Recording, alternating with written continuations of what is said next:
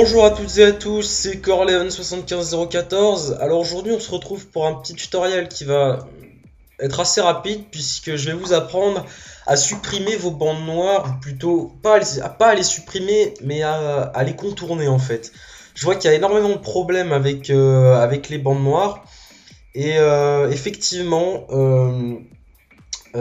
si vous n'avez pas la chance d'avoir un HD PVR et que vous vous contentez d'un Dazzle qui malheureusement, je sais pas s'il y a des Dazzle qui filment en 720p, enfin bref, si vous avez un Dazzle classique, c'est-à-dire un qui va filmer en 4 tiers et vous allez vous retrouver avec des bandes noires comme ça sur les côtés là, qui sont très moches, je vous apprends à contourner ce problème. C'est pas un problème, mais voilà, il y a beaucoup de personnes qui demandent comment régler, enfin comment les supprimer plutôt. Par contre, ce qu'il faut que vous sachiez, c'est que ça sera pas du vrai HD. C'est-à-dire que si votre Dazzle ou votre écran d'ordinateur ne vous permet pas de filmer en 1280 par 720, c'est-à-dire pour faire du HD, du vrai HD, du pur HD, pour pouvoir mettre ensuite faire un rendu en 16 neuvième. Vous allez vous retrouver avec une image, je vais vous montrer, étirée en fait, et ça va se voir. Bon, alors pour régler, pour contourner donc les bandes noires, si vous filmez pas en 1280 par 720, c'est très simple. Vous allez donc cliquer sur panoramique et recadrage d'événements qui se trouve juste ici, hop. Et une fois qu'on a fait ça, oula, qu'est-ce que j'ai fait? Bon, c'est bon. Vous allez donc cliquer ici sur le plus, si source n'est pas affichée, vous cliquez ici sur plus, et vous allez donc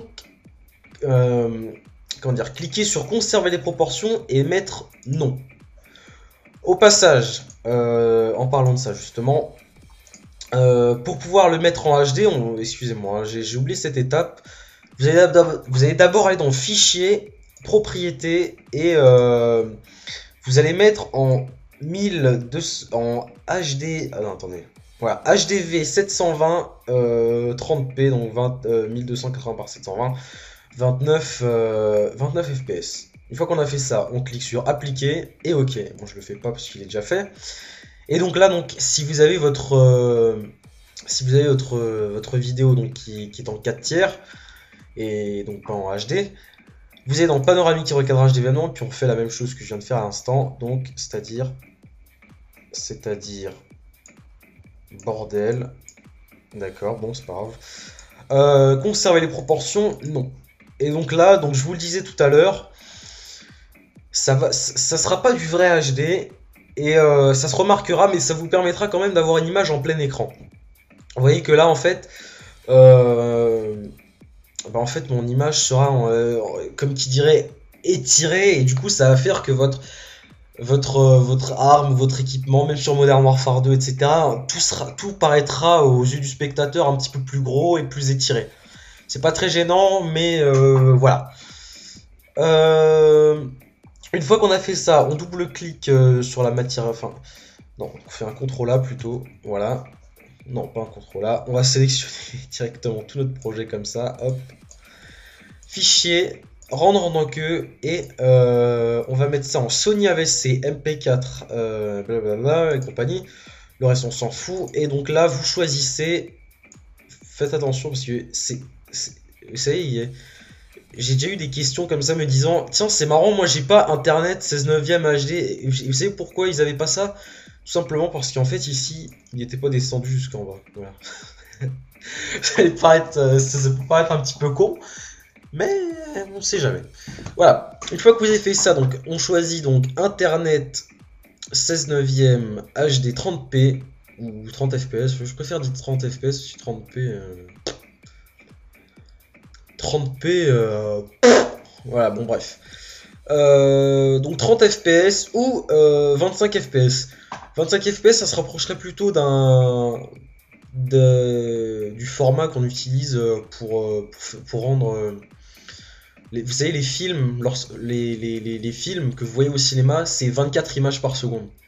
Donc internet 16 neuvième, ça se rapprocherait plus de, etc. Mais bon, ça changerait entre les deux, mis à part le fait que ça va vous prendre un petit peu plus de temps à compiler. si vous filmez, enfin si vous faites un rendu avec 30 fps. Bon, personnellement j'utilise 30 fps, donc on va laisser 30 fps. Voilà, personnaliser, optimiser, surtout projet optimisé, et vous lui mettez un petit nom, hein, cette pauvre petite vidéo, sans nom, sans toi, sans famille. Bon, une fois qu'on a fait ça, vous faites enregistrer et vous attendez la fin de la compilation. Et c'est tout. Voilà.